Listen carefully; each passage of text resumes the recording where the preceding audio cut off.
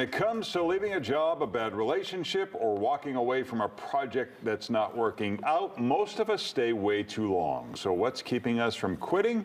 According to Annie Duke, we're too scared, and it's holding us back from real success. Her new book is called Quit, The Power of Knowing When to Walk Away. And Annie Duke joins us live. Annie, thanks for being with us.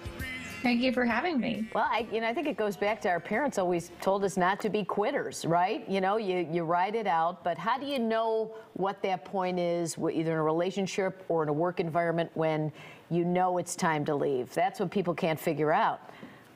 Yeah, so what the science shows is actually at the point that you really start thinking about quitting, it's probably past the time that you should have quit. So a good rule of thumb is when you're thinking about it, it probably means it would be right to get yourself in a position to be able to walk away. Is the barometer different for a relationship versus work versus a hobby? Well, I mean, not really, except in the sense that sometimes a relationship involves other people, like children. So all of these have to do with what are the things that you value, what is bringing you happiness in life, because whatever we're engaged in, it shouldn't be so much about just persevere, because that builds character. It should be persevere with the things that are worthwhile, that bring you joy and happiness, and quit everything else. Don't stick with things that don't make you happy. So when you're in a relationship, children can be involved, for example, and their happiness is something that you're going to also take into account. You also say that old saying, quit while you're ahead, is terrible advice. Why? Well, so, not talking about children who do need to build that grit muscle. For adults, we mostly stick to things too long. What's interesting is that the one mistake that we make sometimes is that we do actually quit while we're ahead too early. In other words, like, you'll buy a stock at 50 and you'll put in an order with your stockbroker that you'll only sell it at 60. But as soon as it gets to 55, so you're like $5 in the plus column, you'll cancel that order and you'll sell it early. And the reason is that we don't like to keep risk on. We don't like to risk the winnings that we already have.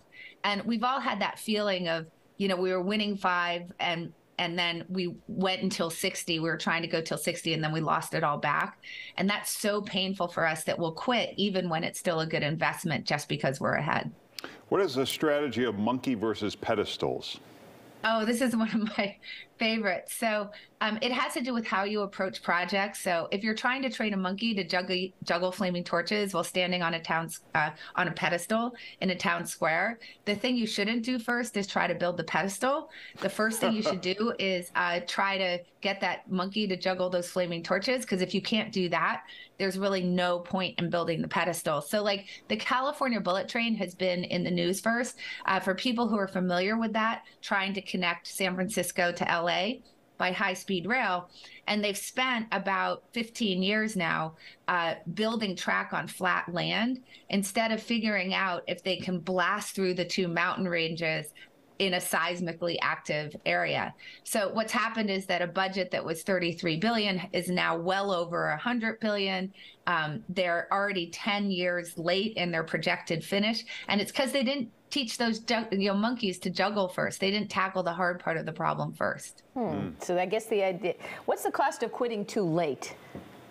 Well, the cost of quitting too late is that it slows you down in terms of achieving your goals. If you're in a job that's not fulfilling, with a toxic boss where you're incredibly unhappy rather, that means that you can't go do other jobs that might actually fulfill you, that might really get you the kinds of things that you're wanting in life. If you stay in a relationship that isn't going well, which is making you miserable, then when you stay in that, that's preventing you from being able to go get in another relationship. It's true for projects that aren't going well, or products that you're developing, or even hobbies that you have.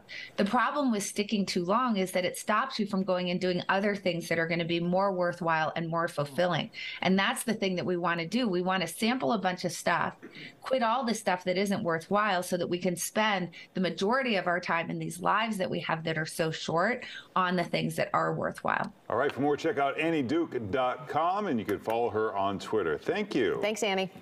Thank you.